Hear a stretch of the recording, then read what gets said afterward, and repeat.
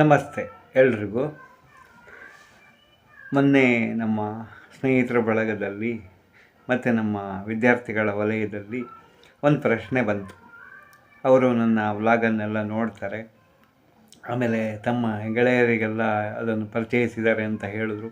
ಸಂತೋಷ ಆಯಿತು, ಒಳ್ಳೆಯ ವಿಷಯಗಳು ಹರಡ್ತಿದೆಯಲ್ಲ ಅಂತ.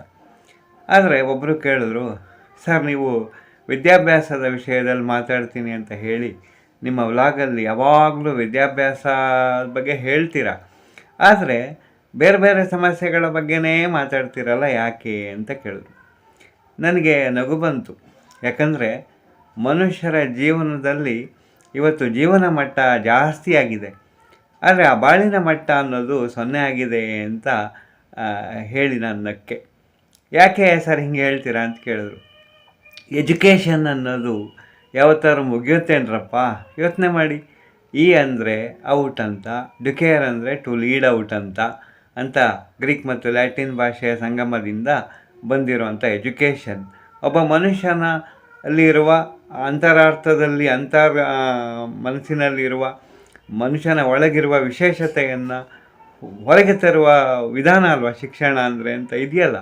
ಪ್ರತಿಯೊಬ್ಬ ಮನುಷ್ಯನು ತನ್ನದೇ ಆದ ವಿಶೇಷತೆಯನ್ನು ಹೊಂದಿರ್ತಾನೆ, ಅದನ್ನು ಜಗತ್ತಿಗೆ ತೋರಿಸೋದು ಶಿಕ್ಷಣ ಅಲ್ವಾ. ಮನುಷ್ಯನ ಶಿಕ್ಷಣ ಯಾವತ್ತು ಮುಗಿಯುತ್ತೆ? ತಾಯಿಯ ಗರ್ಭದಿಂದ ಅದು ಸಮಾಧಿಯವರೆಗೂ ಮುಗಿಯುತ್ತೆ ಅಂತ ಇಲ್ವಲ್ಲ ಅಂತ ನಾನು ಹೇಳಿಲ್ವಾ? ಸುಮಾರು ಕಡೆ ಮಾತಾಡಿದ್ದೀನಲ್ಲ ಅಂತ ಹೇಳಿದೆ.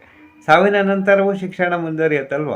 ನಮ್ಮ ಒಳ್ಳೆಯ ಗುಣಗಳನ್ನು ಜನಗಳು ಮುಂದುವರ್ಸ್ಕೊಂಡು ಹೋದರೆ ನಾವು ಸಾಯಲ್ವಲ್ಲ, ನಮ್ಮ ಶಿಕ್ಷಣವು ಸಾಯಲ್ವಲ್ಲ, ಹೌದಾ?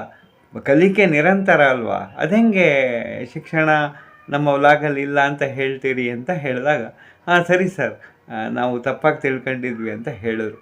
ಅದೇನೇ ಇರಲಿ, ಆದರೆ ಭಾರತದ ಒಂದು ಬರ್ನಿಂಗ್ ಟಾಪಿಕ್, ಇತ್ತೀಚಿನ ವರ್ತಮಾನದ ಬರ್ನಿಂಗ್ ಟಾಪಿಕ್ ಯಾವುದು ಅಂತ ಹೇಳಿ ಒಂದು ಪ್ರಶ್ನೆ ಬಂತು. ಯಾಕಂದರೆ ಶಾಲೆಗಳಲ್ಲಿ ಕೊಟ್ಟಿದ್ರಂತೆ ಮಾತಾಡೋಕ್ಕೆ. ಆವಾಗ ಕೇಳಿದ್ರು ನನ್ನ ಸ್ನೇಹಿತರು ಮತ್ತು ನನ್ನ ವಿದ್ಯಾರ್ಥಿಯವರಿಂದ ಒಟ್ಟಿಗೆ ಇದ್ದಂಥ ಸಂದರ್ಭ ಅದು. ಆವಾಗ ನಾನು ಹೇಳಿದೆ, ವಿಚ್ಛೇದನ ಮತ್ತು ಆತ್ಮಹತ್ಯೆಗಳು ಇವತ್ತು ಭಾರತದ ಬರ್ನಿಂಗ್ ಟಾಪಿಕ್ ಆಗಿದೆ ವರ್ತಮಾನದಲ್ಲಿ, ಹೌದಲ್ವಾ? ಅದು ತುಂಬ ಅಪಾಯಕಾರಿ ಸಂಕೇತ ಸಾಮಾಜಿಕ ಸಮಸ್ಯೆಗಳಲ್ಲಿ. ಅದನ್ನ ತಪ್ಪಿಸ್ಬೇಕಾದ್ರೆ ಏನು ಮಾಡಬೇಕು ಅಂತ ಕೇಳಿದ್ರು. ನಾನು ಹೇಳಿದೆ, ತಪ್ಪಿಸ್ಬೇಕಾದ್ರೆ ಏನು ಮಾಡೋದು ಬೇಡ, ನಾವು ಮೊದಲನೇದಾಗಿ ವಿಷಯಗಳನ್ನು ಸರಿಯಾಗಿ ಅರ್ಥ ಮಾಡಿಕೊಂಡು ಒಂಚೂರು ಜೀವನದಲ್ಲಿ ತಾಳ್ಮೆ, ರಭಸವನ್ನು ತಡೆದು ರಭಸದ ಜೀವನಕ್ಕೆ ಬ್ರೇಕ್ ಹಾಕಿ ಸ್ವಲ್ಪ ತಾಳ್ಮೆ ಹೊಂದಿದರೆ, ವ್ಯಕ್ತಿಗಳಿಗೆ ಗೌರವ ಕೊಡೋದನ್ನು ಕಲಿತ್ರೆ ಈ ಸಾಮಾಜಿಕ ಸಮಸ್ಯೆ ತಾನಾಗೆ ಪರಿಹಾರ ಆಗುತ್ತೆ ಅಂತ ಹೇಳಿದೆ.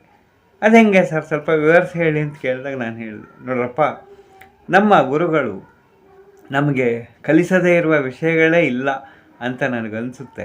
ಯಾಕಂದರೆ ಅವರು ಅವತ್ತಿನ ಕಾಲದಲ್ಲಿ ರವಿ ಕಾಣೋದನ್ನು ಕವಿ ಕಂಡ ಅನ್ನೋ ಹಾಗೆ ಎಲ್ಲ ವಿಷಯವನ್ನು ಕಂಡಿದ್ರು.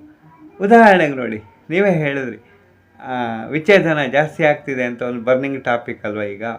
ಯಾಕೆ ವಿಚ್ಛೇದನ ಜಾಸ್ತಿ ಆಗ್ತಿದೆ ಅಂತ ನೋಡೋಣ.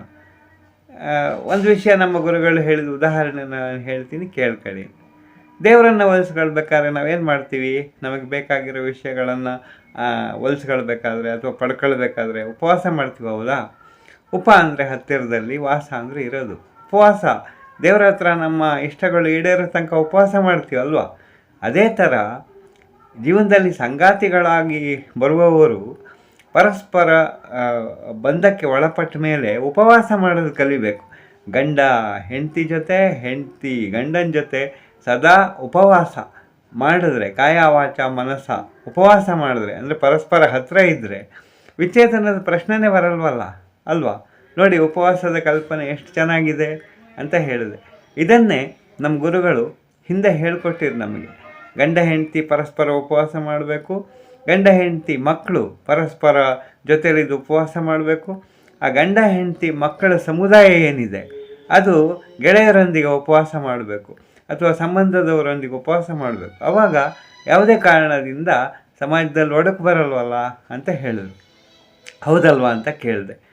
ಇದನ್ನೇ ಇವತ್ತಿನ ಸಮಾಜಶಾಸ್ತ್ರಜ್ಞರು ಕೌನ್ಸಿಲಿಂಗಲ್ಲಿ ಹೇಳ್ತಾರಲ್ಲ, ಆ ಉಪವಾಸ ಮಾಡೋದನ್ನೇ ಟೈಮ್ ಕೊಡಿ ಸರ್, ನಿಮ್ಮ ಹೆಂಡತಿ ಮಕ್ಕಳಿಗೆ ಸ್ವಲ್ಪ ಟೈಮ್ ಕೊಡಿ ಸರ್ ಅಂತ ಹೇಳ್ತಾರಲ್ಲ. ಒಟ್ಟಿಗೆ ಊಟ ಮಾಡಿ ಸರ್, ಪಿಕ್ನಿಕ್ ಕರ್ಕೊಂಡು ಹೋಗಿ ಸರ್ ಅಂತ ಹೇಳಲ್ವಾ? ನೋಡಿ old wine in new bottle ಅಲ್ವಾ ಇದು ಅಂತ ಹೇಳಿದೆ. ಆಮೇಲೆ ಆತ್ಮಹತ್ಯೆ ಜಾಸ್ತಿ ಆಗ್ತಿದೆಯಲ್ಲ ಅಂತ ಇನ್ನೊಂದು ತಗೊಂಡ್ರಲ್ಲ, ಆತ್ಮಹತ್ಯೆ ಜಾಸ್ತಿ ಆಗ್ತಿರೋದು ಯಾಕೆ ಜಾಸ್ತಿ ಆಗ್ತಿದೆ ಅಂತ ನೋಡಿ. ರಭಸದ ಜೀವನ ಅದು. ಸಿಗಬೇಕಾಗಿದ್ದು ನನಗೆ ಸಿಗುತ್ತೆ ಅಂತ ಹೇಳಿ ಮನಸ್ಸನ್ನು ಒಂದೇ ಕಡೆ ಕೇಂದ್ರೀಕರಿಸಿ ಅಲ್ಲೇ ಇರೋದು. ಹಾಕಿಕೊಟ್ಟ ಮಾತು, ಹೇಳಿಕೊಟ್ಟ ಹಾಕಿಕೊಟ್ಟ ಒಂದು ದಾರಿ ಏನಿದೆ ಅದರಲ್ಲೇ ಹೋಗೋದು, ಹಾಕಿಕೊಟ್ಟ ದಾರಿಯಲ್ಲೇ ಹೋಗೋದು ಅವರು. ಜೊತೆಗೆ ಹೇಳಿಕೊಟ್ಟ ಮಾತು, ಕಟ್ಟಿಕೊಟ್ಟ ಬುತ್ತಿ ಎಲ್ಲಿವರೆಗೆ ಬಂದಿತ್ತು ಅನ್ನೋ ಮಾತಿನ ಅರ್ಥನೂ ಕೂಡ ಅವ್ರಿಗೆ ಗೊತ್ತಾಗೋದಿಲ್ಲ. ನಾನು ಹೇಳ್ದಂಗೆ ನೋಡಿ, ಜಿಗಣೆ ಒಂದು ಕಚ್ಕೊಂಡಿರುತ್ತೆ, ರಕ್ತ ಹೀರೋ ತನಕನೂ ಒಂದೇ ವಿಷಯಕ್ಕೆ ಮನುಷ್ಯ ಅಂಟ್ಕೊಂಡಿರೋ ಹಾಗೆ, ಹೌದಾ? ಆಮೇಲೆ ಹೊಟ್ಟೆ ತುಂಬಿದ ಕೂಡಲೇ ಬೀಳುತ್ತೆ, ಅದೇ ಜಾಗದಲ್ಲಿ ಬೀಳುತ್ತೆ, ಮತ್ತೆ ಹಸುವಾದಾಗ ರಕ್ತ ಕಚ್ಕೊಳ್ಳುತ್ತೆ ಅದೇ ಜಾಗದಲ್ಲಿ, ಹೌದಾ? ಈ ಥರ ವಿಷಯಗಳನ್ನು ತಪ್ಪಿಸಿದ್ರೆ, ಮನಸ್ಸನ್ನು ತೆರೆದುಕೊಂಡು ಬೇರೆ ಬೇರೆ ವಿಷಯಗಳತ್ತ ಆಲೋಚಿಸಿದರೆ ಆತ್ಮಹತ್ಯೆ ತಡೆಗಟ್ಟಬಹುದಲ್ಲ ಅಂತ ಹೇಳಿದೆ. ಭಾರತದಲ್ಲಿ, ಕೇರಳದಲ್ಲಿ ಆತ್ಮಹತ್ಯೆ ಮೊದಲ ಸ್ಥಾನ ಅಂತ ಹೇಳಿ ಹೆಮ್ಮೆಯಿಂದ ಹೇಳೋವಂಥದ್ದಲ್ಲ. ನಿರುದ್ಯೋಗದಲ್ಲಿ ಭಾರತ ಮೊದಲ ಸ್ಥಾನ ಅಂತ ಹೇಳುವಂಥ ಸನ್ನಿವೇಶ ಬರದೇ ಇರಲಿ. ಬಡತನದಲ್ಲಿ ಭಾರತ ಮೊದಲನೇ ಸ್ಥಾನ, ಆರೋಗ್ಯ ನೋಡಿಕೊಳ್ಳುವಿಕೆಯಲ್ಲಿ ಭಾರತ ವಿಫಲ ಆಗಿದೆ, ಅದರಲ್ಲಿ ಮೊದಲನೇ ಸ್ಥಾನ ಅಂತೆಲ್ಲ ಬರದೇ ಇರಲಿ. ಯಾಕಂದರೆ ಈಗಿನ ಕಾಲದಲ್ಲಿ ಮೊದಲ ಸ್ಥಾನವನ್ನು ಪಡೆಯೋ ಬರದಲ್ಲಿ ಇದರಲ್ಲೂ ನಾವು ಮೊದಲ ಸ್ಥಾನ ಪಡೆದ್ರೆ ನಮಗಿಂತ ಮೂರ್ಖರು ಯಾರೂ ಇಲ್ಲ. ಆದ್ದರಿಂದ ದಯವಿಟ್ಟು ನಾವು ಈ ಥರ ಎಲ್ಲ ಯೋಚನೆ ಮಾಡದೆ ಒಳ್ಳೊಳ್ಳೆ ವಿಷಯಗಳ ಬಗ್ಗೆ ಉಪವಾಸ ಮಾಡೋಣ. ಉಪವಾಸ ಮಾಡಿಬಿಟ್ಟು ಬದುಕೋಣ, ಒಳ್ಳೆಯ ವಿಷಯದ ಜೊತೆ ಬೇರೆಯವರನ್ನು ಬದುಕಲು ಬಿಡೋಣ.